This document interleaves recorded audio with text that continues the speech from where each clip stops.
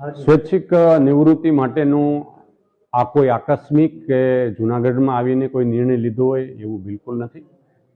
આ મારો નિર્ણય હું જ્યારે આ પોલીસ વિભાગમાં તાલીમમાં હતો 2011માં, ત્યારથી મેં મારા જીવન પ્રત્યેનો જે અભિગમ હતો એના કારણે મેં નક્કી કરેલું કે 50 વર્ષની મારી આયુષ્ય હોય ત્યારે મારે કોઈ પણ જગ્યાએ જ્યાં હોઉં ત્યાંથી આ ફોર્મેટમાં મારે ઊભા રહી જવું અને એમાંથી મારી જાતને ડાયવર્ટ કરવી.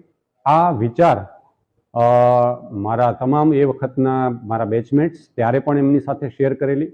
સમયાંતરે જે મારા સિનિયર અધિકારીશ્રીઓ હોય એમની સાથે પણ મારે આ બાબતે વાત થયેલી ને મારા પરિવારને પણ આ વસ્તુ ખબર હતી કે 50 વર્ષ મારા હમણાં 50મો જન્મદિવસ ગયો ત્યારબાદ સપ્ટેમ્બરમાં મેં માનનીય સરકારશ્રીને એક વિનંતી કરી કે મને હવે આ સેવામાંથી નિવૃત્ત કરવામાં આવે.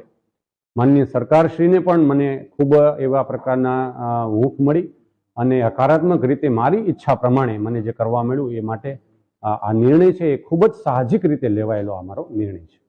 સર, આપ યુવાનોને રાજ્ય પોલીસને કયા પ્રકારનો આપ સંદેશ આપો?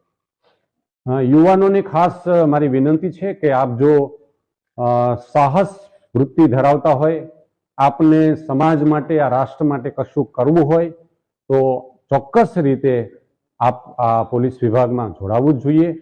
સાથે સાથે યુવાનોને મારી એક વિનંતી છે જે અમે જૂનાગઢ જિલ્લામાં છેલ્લા